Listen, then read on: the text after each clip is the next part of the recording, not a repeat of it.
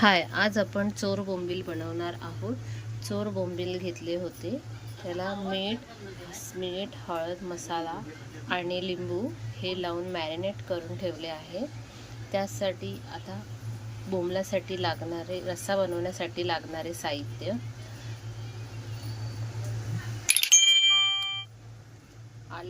आला, लसूण, कोथिंबीर आणि मिरची याची पेस्ट बनवून घेतलेली आहे।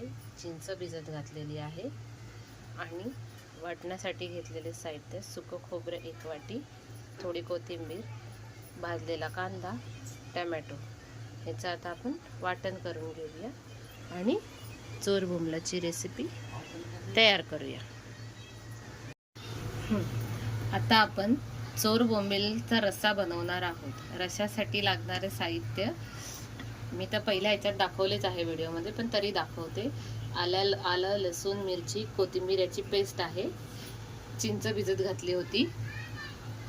इथे वाटण तयार करून ठेवलेलं आहे। खोबरं, कांदा आणि टोमॅटो हे भाजून घेतले आणि आता आपण तेलात टाकूया। तेल तापलेले आहे। आता आपण तेलात टाकूया।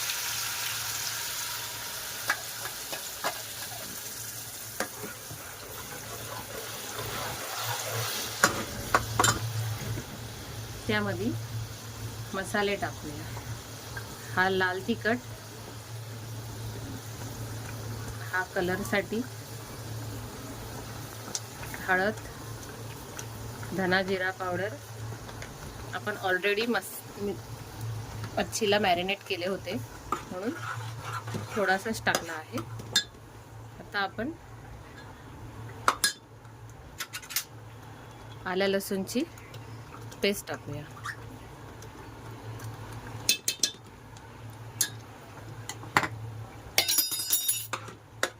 आता आपण चांगले भाजून घेऊया। पूर्ण बाजूला तेल सुटेपर्यंत छान भाजून घ्यायचं आहे। हे बघा, असं मसाल्याला तेल सुटलं पाहिजे। आणि त्याच्यानंतर आता आपण पाणी टाकून घेऊया। जे वाटपाचं पाणी होतं, आपल्याला जसा पाहिजे तसा आपण रस्सा करून घ्यायचा। आम्हाला भातासोबत खायचंय म्हणून थोडा पातळ बनवते।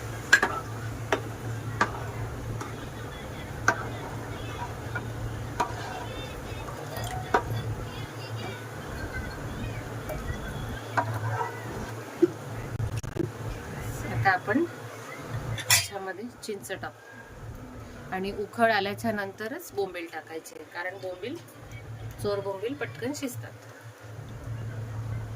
म्हणून ते जोपर्यंत उकळ येत नाही रस्सा एकदम चिंच टाकायची आंबट असा।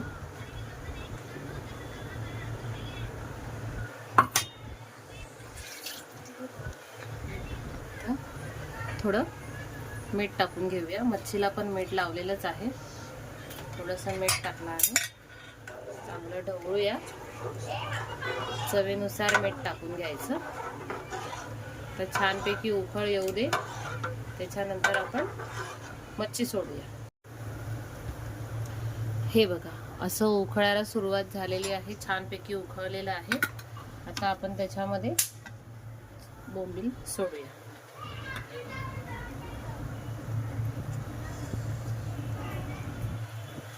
एक जास्तीत जास्त 5 मिनिटं फक्त ठेवायची, लगेच गॅस बंद करायचा, कारण ही मच्छी लगेच शिजते।